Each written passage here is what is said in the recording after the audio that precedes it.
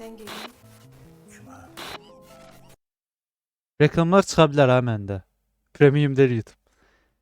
Hər an bir dənə reklam çıxa bilər. Orada bir dənə kəsərsən. Və mən onunla başqa heç kəsə getməyəcəm. Kafamıza bir şey söylesene.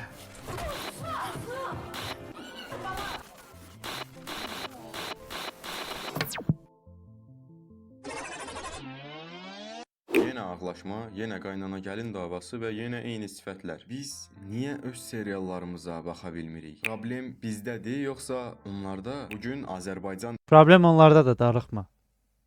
Problem onlardadır. Büdcə qoymurlar. Üstəki çox səviyyəsiz filmlər çəkirlər. Lazımdır. Yəni ona görə baxmasan daha yaxşıdır. Amma yavaş-yavaş inkişaf var. Serial hissəsində yox, film sektorunda biraz inkişaf var.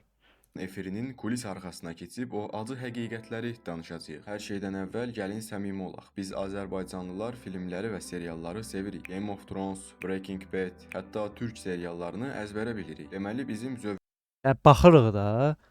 Türk serialı, hər evdə türk seriallarına baxılır. Sadəcə bizim serial sektorumuz pisdir. Filmlərdə yavaş-yavaş inkişaf var, amma serial hələ də pis gündədir. zövqümüzlə bağlı bir problem yoxdur. Bəs niyə yerli kanalı Ata açanda ocağı. əlimiz avtomatik olaraq dəyiş düyməsinə gedir? Çoxları deyir pul yoxdur, bəziləri isə deyir aktyorlar zəifdir. Amma mən bu gün sizə sübut Məncə ikisi də pisdir. Aktyorlar da zəifdir, pul da yoxdur. Deyəcəm ki, əsas problem pul kisəsində yox, düşüncələrdədir. Bu videoda Azərbaycan seriallarının sevilməməsinin Əşə. səbəblərini əsas faktlarla analiz eləyəcəyik. Birinci və ən böyük bəlamız mövzu qıtlığı. Azərbaycan senaristlərinin müqəddəs kitabında sanki bircə qanun var. Əgər serial çəkirsənsə, mütləq bir zalım qaynana və məzlum gəlin olmalıdır. Bəs niyə? Bəli, məişət problemləri realdır. Amma biz 20 ildir eyni ssenariyə baxırıq. Gəlin gəlir, qaynana onu bəyənmir, evdə intriqa yaranır, ortada bir dənə aciz kişi qalır. Bu senaristin tənbəlliyidir. Buna dramaturgiyada stereotipdən yapışmaq deyirlər. Senarist yeni, fərqli, riskli mövzuları, məsələn, bir gəncin karyera qurmasını və ya psixoloji trilleri ya da dedektiv yazmağa qorxur. Düşünür ki, xalq bunu başa düşməz. Gəlin və qaynana Xalq bunu başa düşməz deyib, eyni şeyi edir və yenə də inkişaf yoxdur. Heç olmasa get başqa bir şey elə də. Ya onun qorxmaqdansa elə gedib eləyərsən onu. Olsa uduzursan. davası qoyaq, qoy reyting gəlsin. Nəticədə də nə baş verir? Gənclər televizordan imtina edir. Çünki 20 yaşlı gənc ekranda öz həyatını, öz arzularını Yes, sir. və öz problemlərini görmür. O ekranda yalnız nənəsinin dediqodusunu görür. Dünya kinosu süni intellektdən, kosmosdan, insan Dedikodu nədir? Qeybətini deyərdin də. psixologiyasından danışır. Biz hələ də gəlin niyə çayı gec gətirdi davasındayıq. Bu da izləyiciləri bezdirir. İkinci məsələ səmimiyyətsizlik və muzey kimi olan evlər. Gəlin konkret nümunəyə baxaq. Məsələn, Laləli Saray və ya oxşar üslublu seriallar. Burada janr ailə dramıdır, intriqadır. Amma diqqət etmisinizsə, gəlin hadisələrin cərəyan etdiyi məkanlara baxaq. Bu evlər real insanın yaşadığı evə bənzəyirmi? Yox. Hər şey həddindən artıq parıltılı, həddindən artıq səliqəli və qızılı rəngdədir. Bu evlərdə sanki heç kim yaşamır. Aktyorlar o bahalı divanlarda elə ehtiyatla otururlar ki, sanki birdən ləkə salaram, rejissor məni öldürər deyə düşünürlər. Buna filmlərdə set dizayn problemi deyirlər. Xarici seriallarda öldürər deyə düşünürlər. Buna Bir dəqiqə. filmlərdə Səhnə dizaynı və ya səhnə dizaynı kimində tanınan səhnə dizaynı teatr tamaşaları. Bir dənə cümləsində 3 dəfə səhnə dizaynı dedim. O cümlədən tamaşalar və musiqili tamaşalar üçün yaradılmaz. Bu termin həm də istehsal dizaynı kimi təsvir edilən film və ya televiziya istehsalına da aid edilə bilər. Bu qulaq hər gün gəlib bir şey set öyrənsin də. dizayn problemi deyirlər. Xarici seriallarda zəngin adamın evi də yaşamış kimi görünür. Masanın üstündə dağınıqlıq olur, işıq təbii düşür. Bizdə isə hər şey süni görünür. Personajlar kostyum geyinib, qalstuk taxıb səhər yeməyi yeyirlər. Hansımız evdə belə Zarafatsız ha. Azərbaycan filmləri çox səliqəli olur axı. Belə yapmacıq görsənir türklər demişkən. Süni görsənir çox.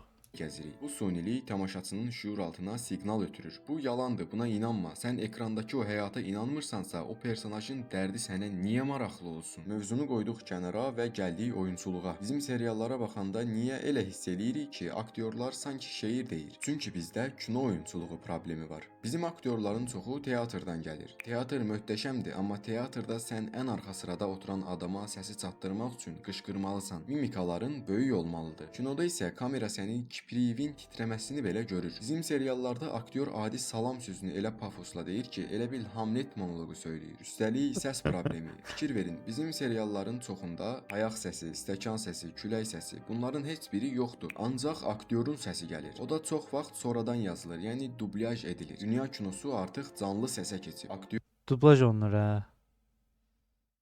çəkiliş meydançasında necə nəfəs alırsa, o səs düşməlidir. Sonradan studiyada yazılan səs steril olur, ruhsuz olur. Bu kiçik detal kimi görünə bilər, amma filmin keyfiyyətini 50% aşağı salan məhz budur. Yaxşı, bəs bizim rejissorlar, senaristlər bunu bilmir, bilirlər. Bəs niyə eləmirlər? Cavab çox sadədir. Keyfiyyət vaxt Ağzı Eray'ı niye koymuşlar oraya? Eray'ı gördüm aklıma şey geldi. Yayıncıların birinin var ha. Şeklinin qabağına tort koyarsın. Özləri başa düşər. tələb eləyir. Netflixdə bir bölüm 2 həftəyə çəkilir. Bizdə isə gündəlik seriallar bir günə bir bölüm prinsipi ilə işləyir. Təsəvvür eləyin, ssenarist hər gün 40 səhifə mətn yazmalıdır. O necə kreativ olsun ya da necə fərqli mövzu tapsın. Məcburdur ki, köhnə şablonları, qaynana davasını Çaşıb mənim şəklimi qabağına qoyarsan ha. Qazan bir də baxmaram. Bir də baxmaram videolarıma. miras davasını fırladıb yenə yazsın. Rejissorun bu səhnəni yenidən çəkək, işıq pis düşdü deməyə haqqı yoxdur. Çünki axşam efirə material çatmalıdır və bu sürət də keyfiyyəti öldürür. Bu sənət deyil, bu fabrikdir və fabrikdən çıxan məhsul da ancaq fast food olur. Dadlı görünə bilər, amma faydası yoxdur. Nəticə nədir? Biz Azərbaycan seriallarına baxmayacağıq. Xeyr, baxmalıyıq, amma tələb eləməliyik. Tamaşaçı olaraq biz qaynana davasına baxdıqca onlar da bunu çəkəcəklər. Biz nə vaxt ki YouTube-da, sosial mediada bizə fərqli hekayə verin, bizə gənclərin real həyatını göstərin desək, o zaman nələrsə dəyişə bilər. Bizim Əslində bir tərəfdə də düz deyirsən də. Biz yeri bir şeyləri tələb eləyək ki, bir şeylər dəyişsin. Tələb olmayandan sonra bir şeylər dəyişməyəcək. Məsələn, rəy olaraq bilinməli ki, bəs film nəyə görə belə pisdir? Yəni hansı hissəsi yaxşıdır? Yaxşı olan yeri yoxdur ümumiyyətlə onsuz. Pis olan tərəflərini danışmaq lazımdır.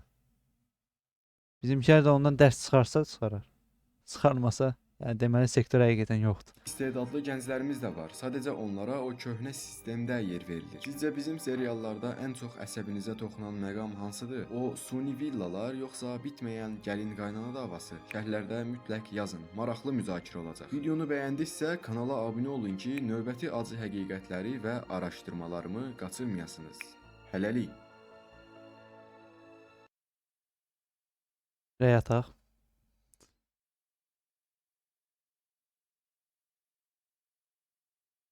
Mən tamamilə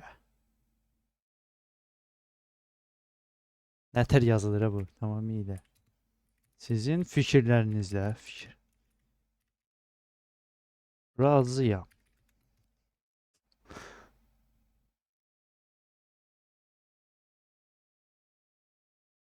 Bəsindir. Yorumu yap.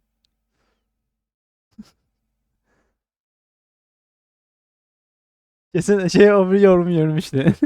Öz videomun altında. Yəni belə maraqlıdır.